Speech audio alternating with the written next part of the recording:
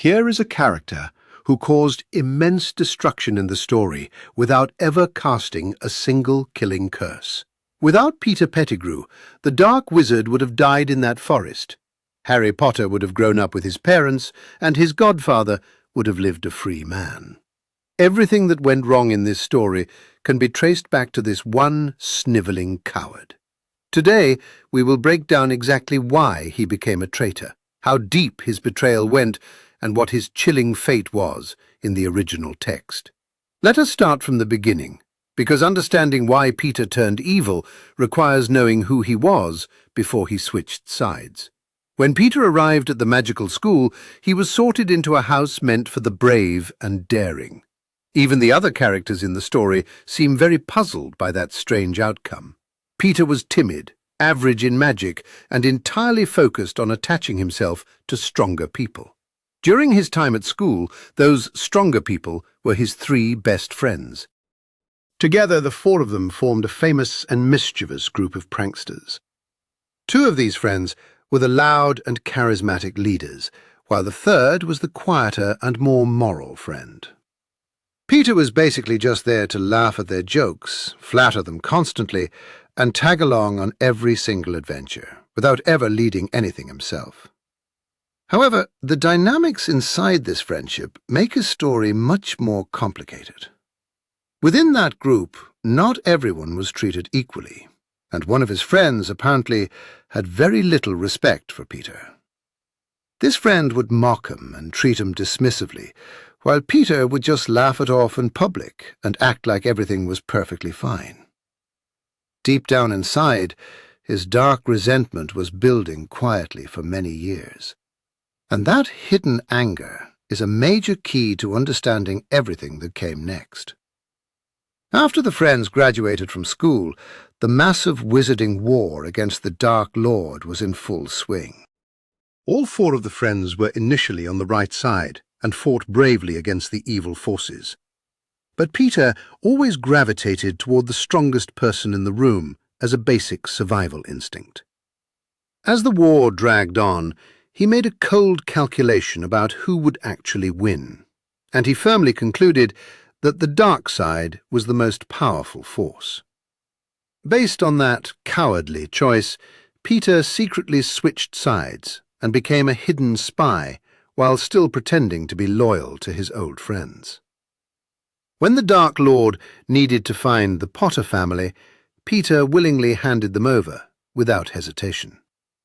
The Potters used a special magical protection charm that hides a location completely unless a designated secret keeper reveals it to others. Everyone assumed their strongest friend held this role, but the plan was quietly changed at the extremely last minute. Peter became the secret keeper instead, which meant he was the only person alive who could lead the enemy to his friends. He did exactly that, allowing the Dark Lord to show up at their hidden home.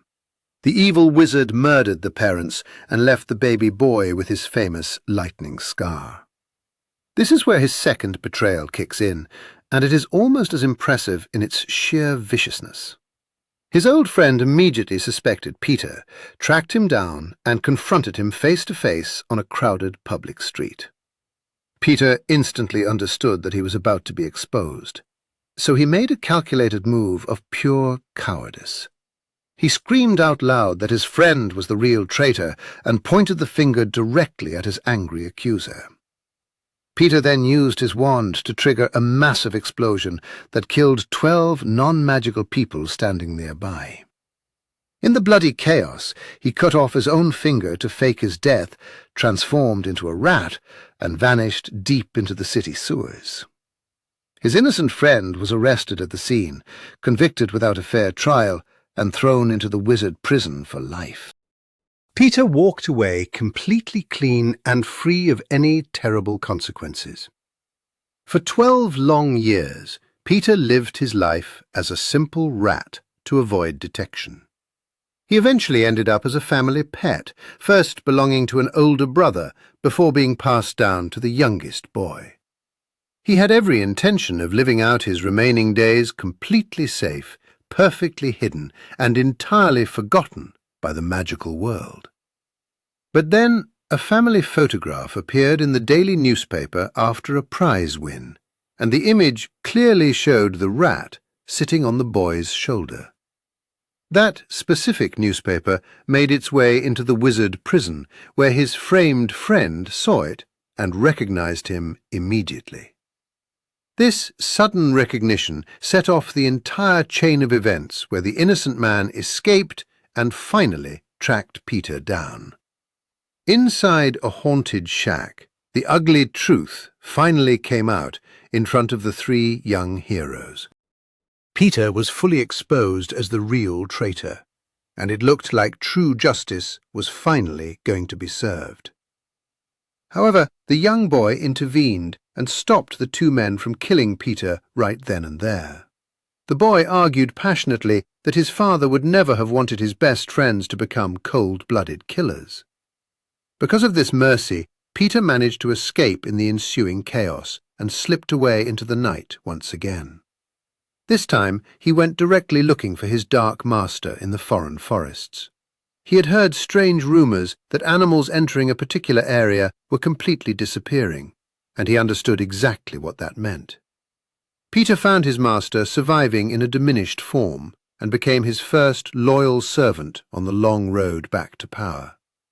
Together they freed an imprisoned follower who was then sent to the magical school to engineer the boy's capture.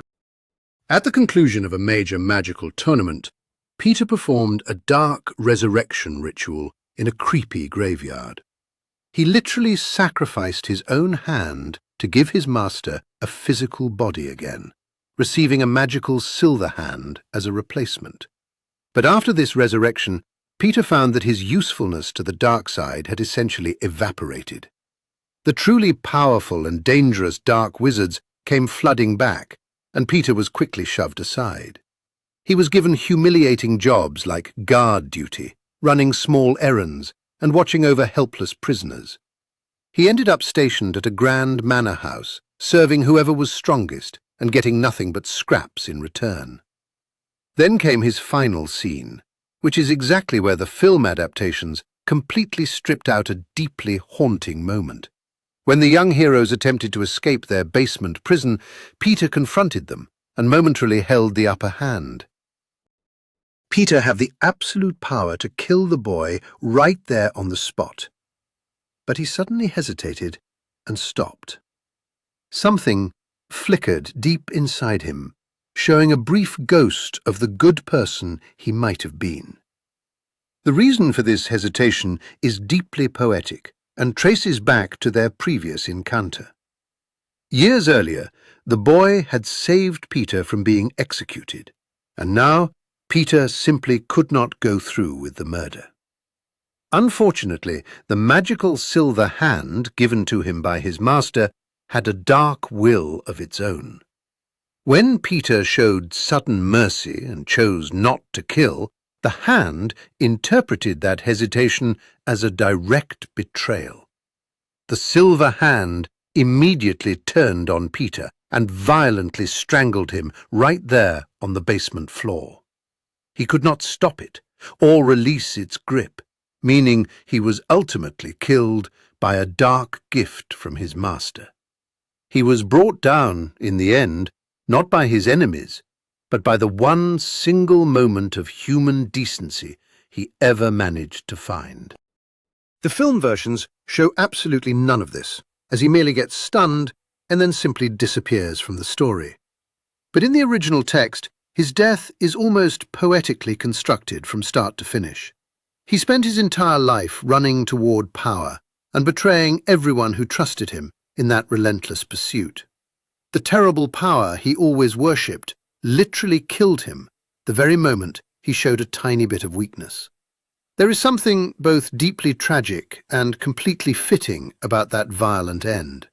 Peter is not a villain you admire or fear in a traditional sense, but rather something much more unsettling and recognizable. He is the weak person who always chose the safe option, let resentment fester quietly for years, and justified his own terrible choices. He is arguably the most human villain in the entire epic saga, and that is exactly what makes him the most disturbing one of all. Please share your thoughts below about what you think of this character. Make sure to subscribe to the channel for more detailed analysis videos coming your way very soon. We have so much more magical world content planned for the future. Thank you very much for reading and watching along with us today. Have a wonderful day and stay tuned for the next deep dive.